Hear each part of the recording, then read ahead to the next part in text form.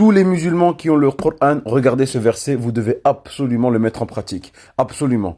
Et si vous ne le mettez pas en pratique, au moins enseignez-le à vos enfants pour qu'ils le mettent en pratique. Vous allez à la sourate Les Prophètes, la sourate Al-Anbiya, la sourate 21, au verset 107. Regardez ce qu'il est marqué. وَمَا أَرْسَلْنَاكَ إِلَّا رَحْمَةً لِلْعَالَمِينَ. Et nous t'avons envoyé qu'à titre de miséricorde pour les mondes. Et c'est exactement ce verset qu'il faut mettre en pratique. Alors comment? En étant à l'image du prophète sallallahu alayhi wa sallam, une miséricorde pour tout ce qui nous entoure, pour les arbres, pour les plantes, pour les animaux, pour les musulmans qui sont autour de nous, les non-musulmans qui sont autour de nous. On doit se poser la question, comment être une rahma pour le monde qui est autour de nous? Comment être une miséricorde pour tout le monde? Un exemple de la douceur des prophètes, c'est le discours entre Moussa alayhi salam et Allah subhanahu wa ta'ala dans surat Taha.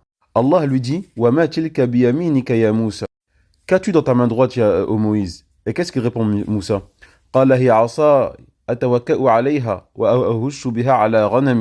Ici, le verbe ahushu qui est là, il a été traduit par jabba les feuilles. Il a dit c'est mon bâton sur lequel je m'appuie et avec lequel jabba les feuilles. Or, le verbe ahushu, ça ne veut pas dire abattre.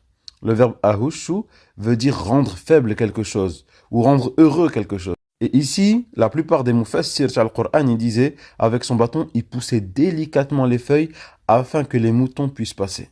C'est-à-dire qu'il ne les abattait pas. Il n'était pas là en train de les couper. Non, il poussait délicatement afin de ne pas blesser l'arbre, de ne pas blesser le branchage.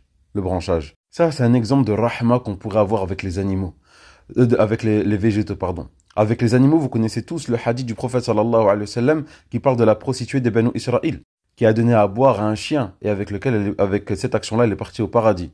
Un exemple de rahma dans la sourate La mise à l'épreuve, la sourate Al-Mumtahana, sourate 60 au verset 7, regardez. Dieu mettra peut-être de l'amitié par l'islam entre vous et ceux qui vous ont traité en ennemis. Car Dieu est omnipotent, Dieu pardonne et il est miséricordieux. Et Dieu ne vous interdit pas d'être bon et équitable envers ceux qui ne vous ont pas combattu à cause de votre religion.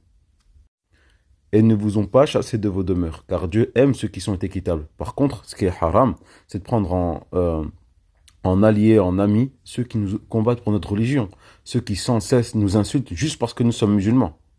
C'est juste la raison.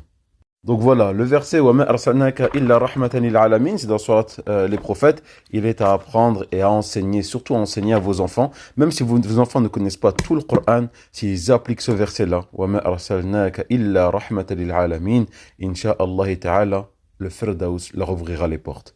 Salam alaikum, qu'Allah nous accepte tous au Firdaus. Amin ya rabbal alamin. Et passez une bonne journée. Salam alaikum.